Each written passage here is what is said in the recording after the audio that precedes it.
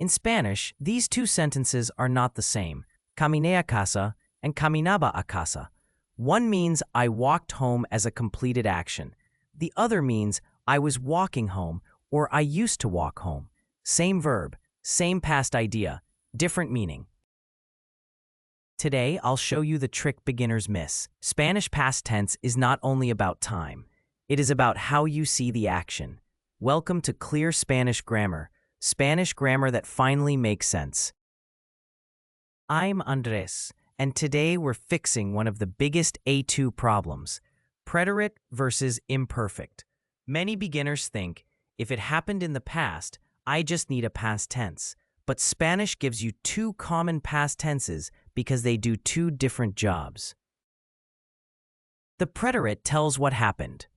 The imperfect sets the scene, describes what was happening, or explains what used to happen. Imagine your past story is a movie.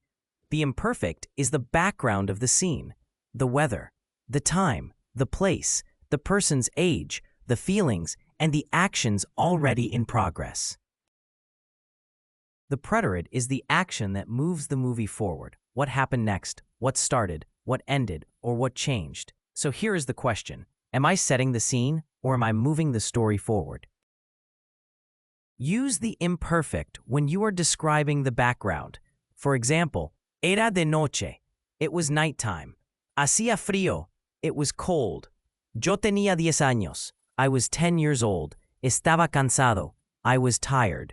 Notice, these sentences do not tell you the next event. They paint the picture. The imperfect is also used for repeated past habits. Cuando era niño, jugaba todos los días. When I was a child, I used to play every day. This is not one single event. It was a habit. Use the preterite for completed actions. For example, ayer compré café. Yesterday I bought coffee.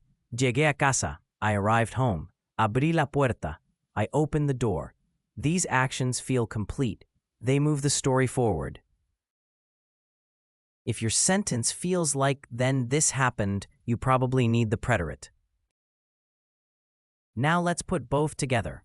Era de noche. Hacía frío. Yo caminaba a casa cuando vi un perro. It was nighttime. It was cold. I was walking home when I saw a dog. Era, hacía, and caminaba set the scene. They tell us what was going on, but V tells us what happened. The dog appeared in the story. That action moves the story forward. This pattern is very common in Spanish. Imperfect plus preterite. Yo estudiaba cuando sonó el teléfono. I was studying when the phone rang. Estudiaba is the action in progress. Sonó is the interruption. Another example. Ella dormía cuando llegó su hermano. She was sleeping when her brother arrived. Dormía is the background. Llegó is the event. The biggest mistake is translating from English word by word. English says, I walked, I was walking, and I used to walk. But beginners often do not notice the difference when speaking Spanish. Ask yourself this, is this a single completed event? Use preterite. Is this background, a habit, a description, or something in progress? Use imperfect. Listen carefully. Fui a la escuela means I went to school, one completed event. Iba a la escuela can mean I used to go to school or I was going to school.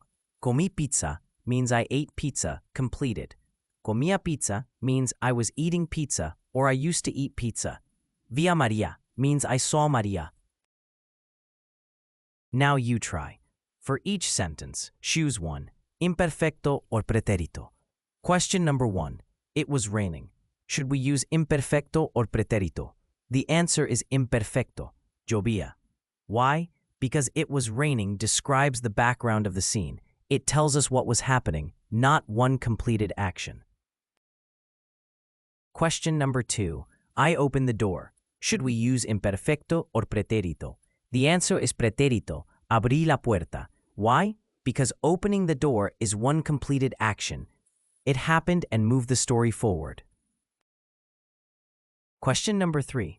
When I was a child, I played soccer every day. Should we use imperfecto or pretérito? The answer is imperfecto. Cuando era niño, jugaba fútbol todos los días. Why? because this describes a repeated habit in the past. It was not one single completed event.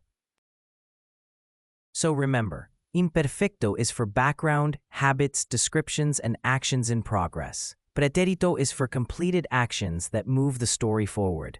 If this helped Spanish past tense finally make sense, subscribe to Clear Spanish Grammar. And if Spanish verbs still feel overwhelming, watch the video on your screen about the conjugation pattern beginners need. It will help you stop memorizing endless tables and start seeing how Spanish verbs really work. See you in the next video.